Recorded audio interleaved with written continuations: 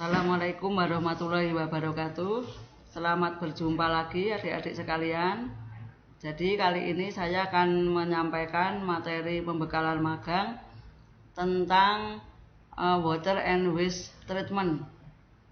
Nah, yang pertama akan saya sampaikan tentang water treatment. Jadi water treatment ini sebenarnya di kuliah sudah kita pelajari, tapi saya ulas sebentar ya.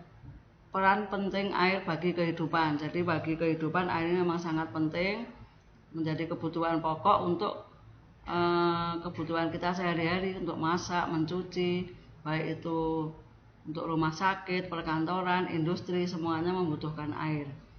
Nah, air ini belum semuanya memenuhi syarat untuk digunakan, sehingga memerlukan treatment atau pengolahan. Ini contoh untuk air yang industri, untuk dimanfaatkan sebagai bahan baku, untuk terutama yang industri makanan dan minuman. Kalau di pabrik kelapa sawit ini juga merupakan bahan. Nah, ini yang penggunaan air yang untuk di industri, contohnya untuk melakukan perendaman, pencucian, kemudian memproduksi uap, menghasilkan steam. Ini yang untuk di pabrik, terutama kebutuhan air di pabrik ini digunakan untuk menghasilkan uap, di mana uap ini kemudian akan dirubah menjadi energi listrik. Kemudian selain menghasilkan uap, air juga digunakan untuk keperluan domestik, ini untuk pemukiman warga sekitar, kemudian untuk mandi, mencuci, pembersihan mesin, lantai, untuk kamar mandi di perkantoran. Nah, itu untuk keperluan domestik. Kemudian selain itu, air juga digunakan untuk pengolahan, di mana air ini dibutuhkan di stasiun pres ketika sawit ini dipres, kemudian keluarannya akan diolah, yang berupa cairan itu diberi water dilution atau air pengencer. Tepatnya dia diberi air di bagian talang oil gutter itu. Nah, selain di stasiun klarifikasi, juga air digunakan di clay bed, dilarutkan di clay bed dicampur dengan CaCO3 di stasiun nut and kernel untuk memisahkan kernel dan cangkang. Demikian juga air juga digunakan di alat hidrosiklon. Nah, ini contoh-contoh penggunaan air yang di pabrik kelapa sawit maupun di pemukiman pada umumnya. Nah, karena air ini belum memenuhi syarat, sehingga dia harus dilakukan pengolahan air. Dari mana air ini diperoleh? Nah, nanti pada saat magang kalian bertugas untuk mensurvei air yang digunakan di pabrik maupun di lahan kebun itu berasal dari mana. Bisa saja air itu berasal dari sungai yang dibendung, ditampung, dimasukkan ke dalam waduk. Atau bisa juga air yang digunakan berasal dari air tanah, di mana air tanah ini berasal dari hujan, kemudian meresap ke dalam tanah dan dipompa. Bisa juga menggunakan air dari sumur. Jadi intinya air ini sebenarnya semuanya berasal dari curah hujan sebagai sumber air yang utama.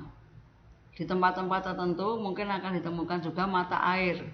Jadi air tanah yang muncul ke permukaan sehingga kita bisa menggunakan. Nah, dari berbagai macam sumber air tadi, ini mengandung kontaminasi, terutama air yang dari sungai atau mungkin dari waduk, mengandung zat-zat pengotor atau impurities. Sehingga impurities ini harus dibersihkan, dihilangkan. Apa saja zat-zat pengotor yang ada di dalam air? Ini terbagi menjadi 5, yaitu padatan tersuspensi atau lumpur. Kita bisa melihat terutama ketika habis hujan airnya itu berwarna coklat, mungkin agak abu-abu. Nah, itu berarti airnya banyak mengandung lumpur atau padatan tersuspensi. Nah, selain padatan tersuspensi juga ada kotoran-kotoran yang berupa sampah-sampah, kemudian pasir, kemudian juga ada gas-gas yang terlarut. Nah, di dalam air ini ada oksigen, ada karbon dioksida, ada H2S. Nah, selain itu juga ada padatan yang terlarut atau garam-garam yang terionisasi. Selain itu juga mengandung mikroorganisme yang berupa bakteri-bakteri atau mungkin ganggang. Nah, ini untuk keperluan air minum maupun air untuk boiler, untuk pencucian, semuanya harus diolah terlebih dahulu sampai memenuhi batas yang atau kualitas yang dipersyaratkan. Nah, kita lihat dulu yang pertama kali adalah tahap pengolahan air eksternal dulu.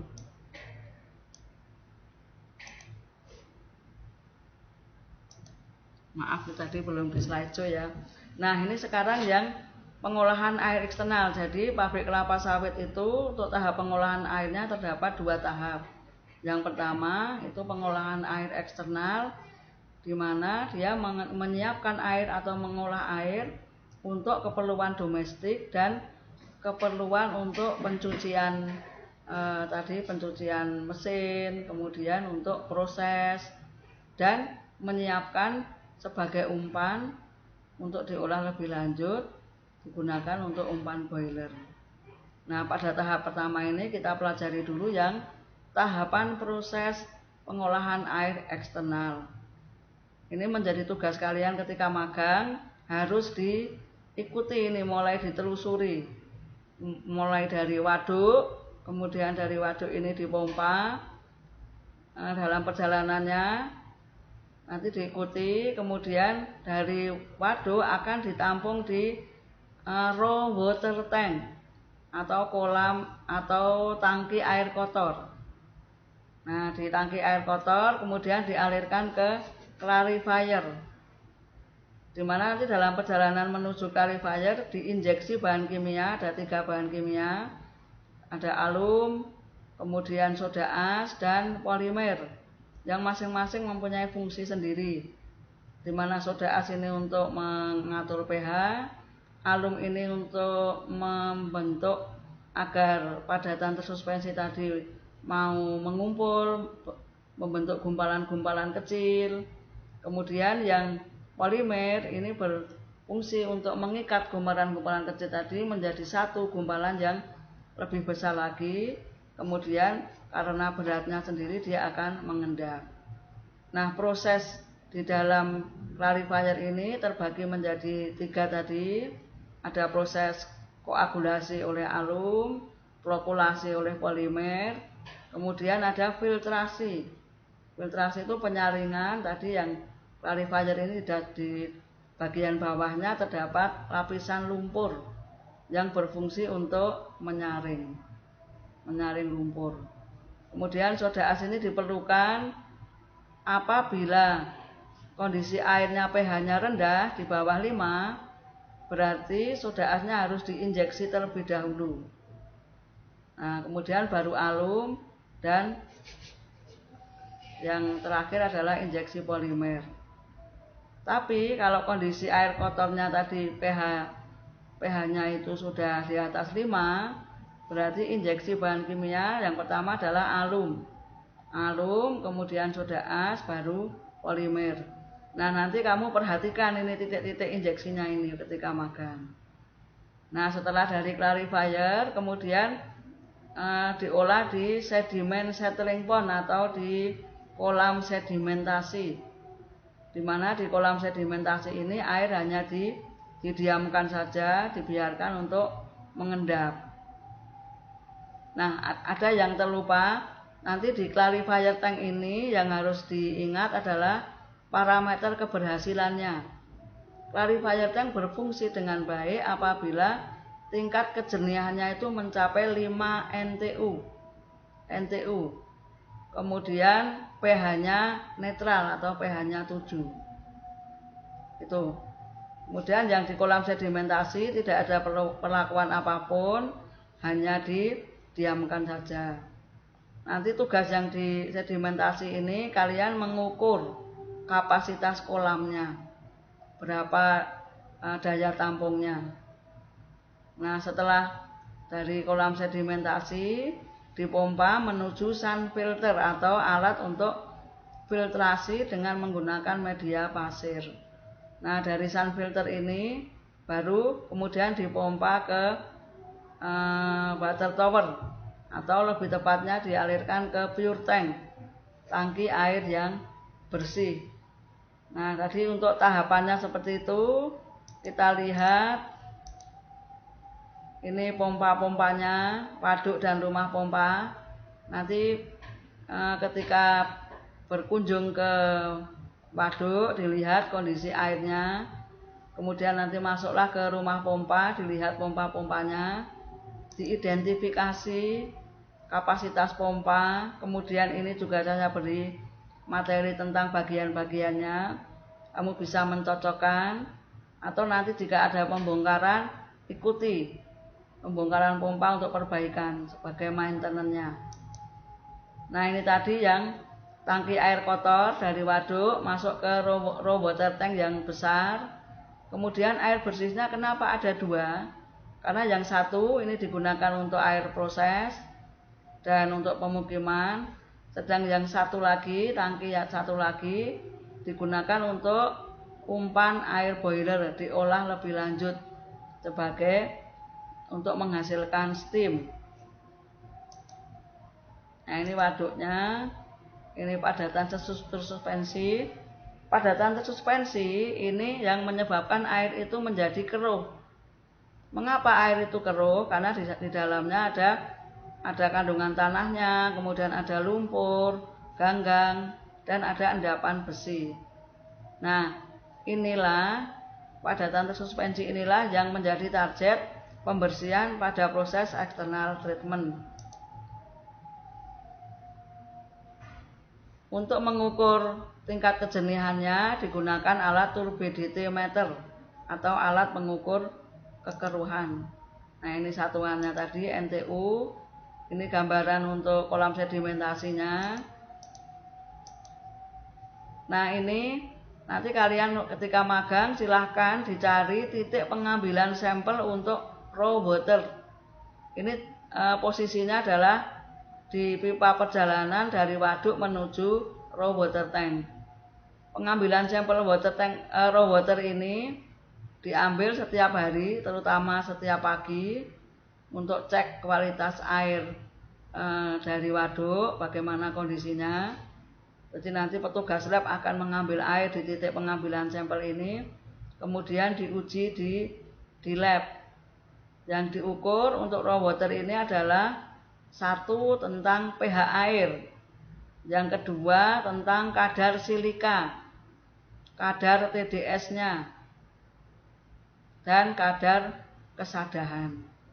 Nah, ini terutama kalau yang biasanya itu pH sama TDS dan kadar silika. 3 itu yang penting untuk raw water. Ini yang tahapan klarifikasi tadi ada 3 ya.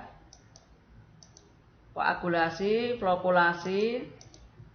Tadi inti dari proses koagulasi ini sebenarnya adalah dengan aluminium sulfat tadi, dia berfungsi menetralkan muatan.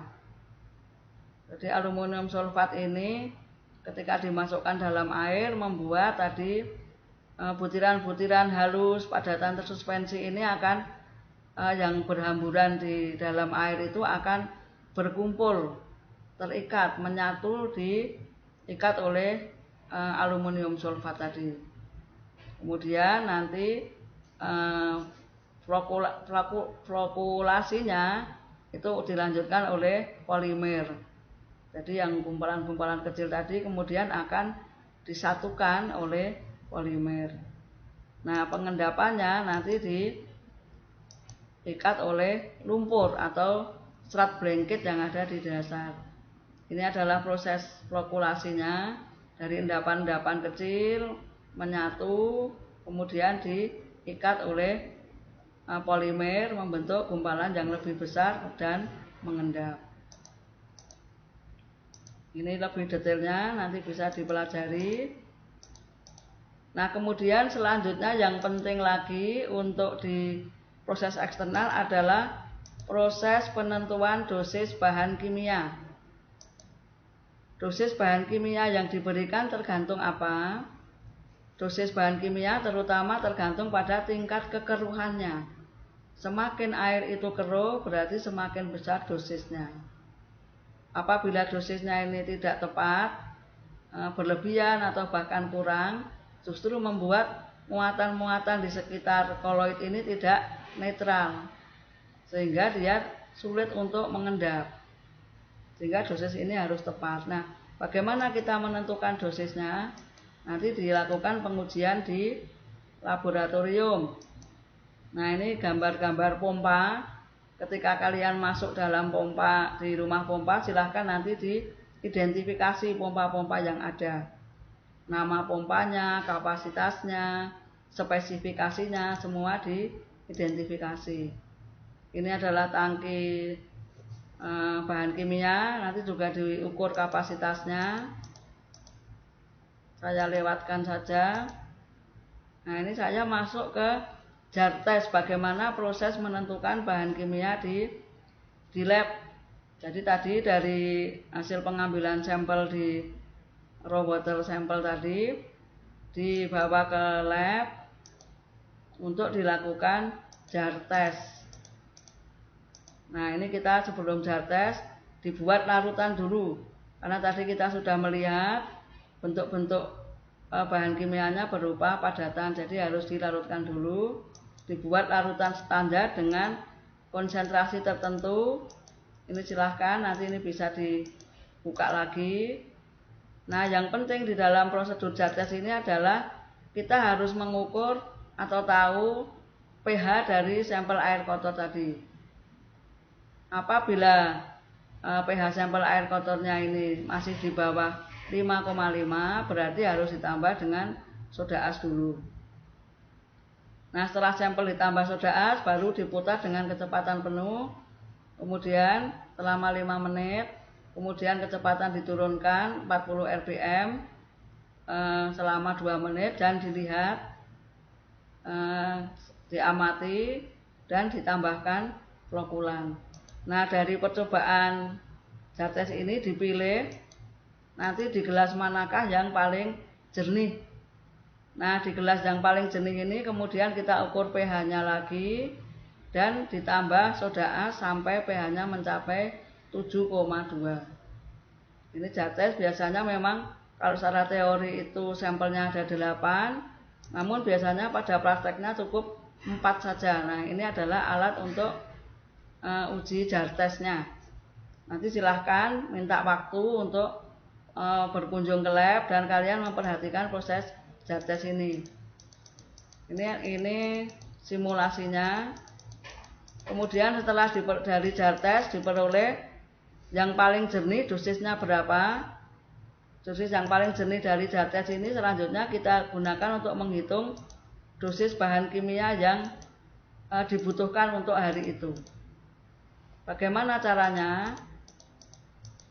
Kita lihat dulu rumusnya. Nah, ini jadi untuk menghitung bahan kimia, rumus yang digunakan adalah kita harus tahu ppm dari jar tes tadi berapa. Kemudian flow rate ini adalah laju alirannya. Dalam 1 jam pompa itu bisa mengalirkan berapa kilogram atau berapa ton. Kemudian kita juga harus tahu pada hari itu mau merencanakan jam olahnya berapa jam. Jadi dari dosis jar tes dikalikan dengan laju aliran air kotor, dikalikan dengan jam olah, dibagi dengan 1 juta. 1 juta ini adalah konversi satuannya. Nah, sehingga ketemulah dosis yang dibutuhkan. Dicontohkan di sini untuk 1 hari dengan 20 jam operasi dan laju air kotornya 50 ton per jam. Kalian harus ingat ini hanya contoh. Jadi ketika magang, laju air kotor maupun yang jam operasional ini harus sesuai dengan data yang ada di pabrik kalian masing-masing. Nanti yang dari SMPKS saya kira juga perlu minta waktu untuk ke pabrik, paling tidak untuk belajar tentang water treatment ini.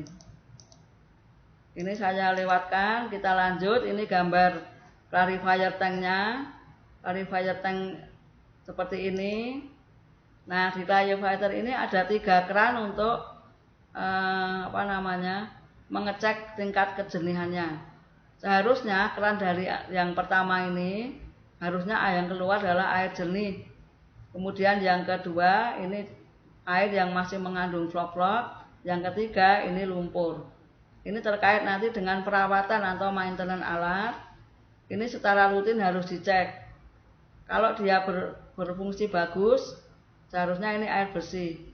Nah, ketika nanti luarannya ini valve 1 ini airnya kotor, itu bisa jadi lapisan lumpurnya terlalu tebal. Apa yang harus dilakukan? Berarti kita harus membuka valve drain, dibuka valve drain untuk mengeluarkan lapisan lumpur atau mengurangi lapisan lumpurnya. Jangan terlalu bersih. Jadi justru lapisan lumpur ini dibutuhkan untuk mengendapkan gumpalan-gumpalan tadi. Itu maintenance untuk di clarifier tank. Ini gambar air jernih yang sudah overflow. Nah, selanjutnya dari clarifier kita akan masuk pada proses sun filter atau penyaringan dengan menggunakan media pasir. Jadi ini bentuk sun filternya. Di dalamnya ada lapisan pasir, mungkin juga bisa gravel dan batu bara atau karbon aktif apabila airnya itu berbau dan berwarna. Nanti pada materi di magang yang sun filter ini kamu perhatikan valve-valve-nya ini. Jadi yang pertama ini ada pressure gauge 1 untuk mengukur tekanan air yang masuk. Terus kemudian pressure gauge 2 ini untuk mengukur tekanan air yang keluar. Apabila sun filter ini berfungsi baik jika bacaan di pressure gauge 1 dan 2 ini sama. Kalau ada perbedaan itu menandakan di dalam pasir yang di dalam sun filter ini sudah kotor, pori-porinya sudah penuh dengan kotoran, sehingga harus di backwash. Bagaimana cara membackwash? Dibalik alirannya. Jadi kalau tadi pressure gauge 1 ini sebagai titik masuk, ini valve-nya dibuka, ini ditutup, ini buka, ini tutup. Ketika backwash dibalik, air justru masuk dari pressure gauge 2. Valve yang dibuka yang sebelah sini masuk, ini tutup, yang di sini yang dibuka. Jadi backwash adalah proses pembilasan media pasir di dalam sun filter dengan cara membalik aliran. Kapan itu di backwash untuk perawatan? Secara rutin sebelum proses atau setelah proses setiap 8 jam sekali harus di backwash. Kemudian backwash untuk mengatasi masalah ketika tadi ada perbedaan tekanan tadi juga dilakukan backwash. Itu untuk sun filter. Nah, nanti air keluaran sun filter ini sudah selesai proses di eksternal. Bagaimana standar air keluaran eksternal itu? Jika tingkat kejenihannya itu paling tidak 1 atau kurang dari 1 NTU. Kemudian pH airnya netral atau pH 7. Nanti silahkan dicermati di materinya ini. Saya akan lanjut. Kita akan pindah melanjutkan untuk proses di internal treatment. Nah, setelah selesai keluaran dari sun filter tadi, air akan masuk ke tangki atau storage tank ini. Di storage tank ada dibagi 2 tadi, yang satu untuk proses dan satu untuk mengolah di air boiler. Nah, tahap pengolahan air yang untuk umpan boiler ini yang disebut sebagai internal treatment. Tahapan prosesnya dimulai dari softener atau demineralizer, kemudian air dialirkan ke deaerator. Sebelum deaerator di sini ada tangki yang namanya feed tank. Ya, baru kemudian ke deaerator, kemudian masuk ke boiler. Uap yang panas dari uap yang keluar dari boiler ini akan masuk ke turbin, kemudian masuk ke BPP. Nah, di BPP ini akan dibagi-bagi, digunakan untuk proses. Misalnya ini di screw press, mungkin di digester, dan digunakan di sterilizer. Ini tahapan menyeluruh untuk internal treatmentnya. Mengapa dikatakan internal? Karena memang lokasinya itu berada di dalam pabrik, berdekatan dengan stasiun boiler. Nah, saya masuk ke standar limit kontrol untuk air boiler. Ini yang harus diperhatikan, persyaratan untuk boiler kita cermati satu-satu. pH untuk air umpan boiler ini harus di antara 10,5 sampai 11,5. Mengapa? Untuk mencegah biar tidak terjadi korosi. Karena pada pH 10,5 sampai 11,5 inilah korosi itu akan lajunya paling lambat. Bagaimana kita bisa mengatur pH? Dengan menambah bahan kimia seperti tadi yang saya kembali ke tahapan lagi. Di sini ada penambahan bahan kimia juga di internal ini, di internal treatment. Itu ada penambahan bahan kimia alkali booster ini untuk mengatur pH tadi. Kemudian anti-scale itu untuk mencegah bentuknya kerak, dan oksigen scavenger ini bahan kimia untuk menghilangkan gas-gas yang terlarut. Jadi itu bahan kimia yang digunakan di internal treatment juga ada 3. Saya kembali ke limit ya. Apa saja ini yang di parameter yang selalu dites atau dianalisis untuk air boiler. Nah, di sini kita melihat conductivity maksimum 3.500. Jika berlebihan harus di blow down. Jadi blow down ini rutin ya, rutin diatur setiap saat ini harus di blow down. Kemudian apabila terdeteksi kadarnya melebihi juga di blow down. Nah, ini parameter-parameternya untuk limit air boiler. Oh ya. Oke, ini nanti problem-problemnya kamu bisa pelajari sendiri. Untuk di efek korosi bagaimana nanti bisa dipelajari. Ini sudah saya sampaikan materinya di kuliah dulu. Nah, kita akan lanjut ke pengolahan limbahnya, karena saya ditugaskan untuk water and waste treatment. Apa yang penting nanti kalian amati ketika di pengamatan tentang limbah? Yang pertama, kamu harus bisa mengidentifikasi jenis-jenis limbahnya. Limbah padat itu apa saja, kemudian diproduksi dari alat yang mana, termasuk yang SMPKS juga, limbah padat yang ada di kebun itu berupa apa saja, bagaimana pengolahannya, bagaimana pemanfaatannya, itu yang penting. Nah, untuk yang di pabrik, ini fokusnya memang di limbah cair, karena limbah cair ini potensi produksinya paling tinggi. Nanti di proses pengolahan limbah yang kamu amati, tahapan apa yang digunakan metodenya. Nah, ini nanti kamu akan temukan. Untuk kolam IPAL ini ada 2 metode, bisa secara single feeding maupun multiple feeding.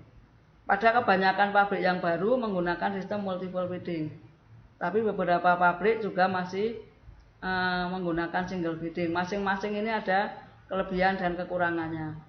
Bagaimana kamu menandai apakah itu single feeding atau multiple? Kamu amati prosesnya. Jadi kamu ke kolam IPAL, kalau bentuknya itu kolamnya seperti ini dengan rangkaian pipa yang urut seperti ini, berarti ini adalah single feeding.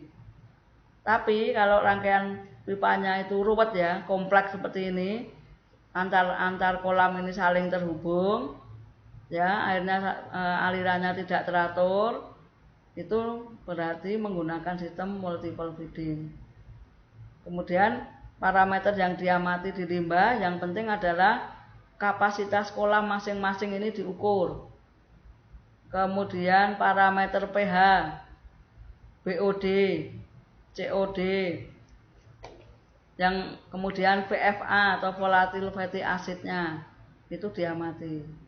Nah, kalian juga memperhatikan juga apakah dari hasil limbahnya ini limbah cairnya dialirkan kemana, luaran dari IPAL ini. Apakah digunakan untuk land aplikasi atau dibuang langsung ke sungai. Karena ini penting kaitannya dengan parameter tadi. Kalau itu untuk land aplikasi, BOD-nya itu hanya 3.500 atau sampai 5.000 itu diperbolehkan. Tapi kalau limbah cairnya dibuang ke sungai, harus diturunkan paling tidak ke 250 atau bahkan 100 ppm. Nah, nanti diikuti tahapan masing-masing kolam ini, ada kolam pendinginan, ada kolam anaerob, aerob. Nanti dicermati semua bagaimana prosesnya dipelajari. Bagaimana membuka menutup, bagaimana merawat kolam, kolamnya dibersihkan atau dikuras itu setiap berapa bulan. Nah, nanti di dalam materi ini sudah ada semua untuk perawatannya dan sirkulasinya. Misalkan ini materi sudah disampaikan di perkuliahan, jadi saya hanya mengingatkan untuk poin-poin pengamatannya saja. Jadi misalnya kolam 1 itu ukurannya berapa, kapasitasnya berapa, dia berfungsi untuk apa, seperti itu. Sampai nanti selesai dari IPAL. Itu untuk limbah cair. Nah, untuk limbah padat, kalian yang amati itu limbah padatnya berupa apa saja, jenisnya apa, dan bagaimana pemanfaatannya. Nah, mungkin itu saja untuk yang pembekalan dari saya. Untuk materi nanti secara lengkap akan saya upload di Google Classroom. Jika ada yang ketinggalan kemarin belum punya file, bisa melihat lagi dan mempelajari lagi. Selamat melaksanakan magang, dan kami dari tim dosen terbuka apabila dalam melaksanakan magang kalian menemui permasalahan, mau berdiskusi atau bertanya, silahkan. Nanti bisa dilayani di Google Classroom, bisa juga melalui WA. Mungkin itu saja ya adik-adik semua. Selamat belajar, selamat menjumpai dunia kerja yang sesungguhnya. Nah, sekarang nikmatilah kebebasanmu di dunia industri. Tapi yang harus diingat, kalian harus menjaga sikap dan perilaku. Ikuti budaya yang ada di perusahaan atau di tempat kalian magang. Jangan semau-maunya sendiri. Kebiasaan yang jelek selama di kampus harus ditinggalkan. Ya, jadi ikuti jadwalnya secara tertib, disiplin. Kalau diminta absen ya absen, tugas dikerjakan, gitu. Dan kalau tidak tahu bertanya. Karena di dalam magang ini kamu tidak ada pembimbingan yang intensif seperti di kampus. Tidak ada yang menuntun lagi, kamu harus sudah mandiri. Mungkin itu saja dari saya. Semoga sukses untuk semuanya dan semoga bisa berjumpa lagi di kampus dalam kondisi yang sehat walafiat. Amin. Saya akhiri pembekalan saya. Wassalamualaikum warahmatullahi wabarakatuh.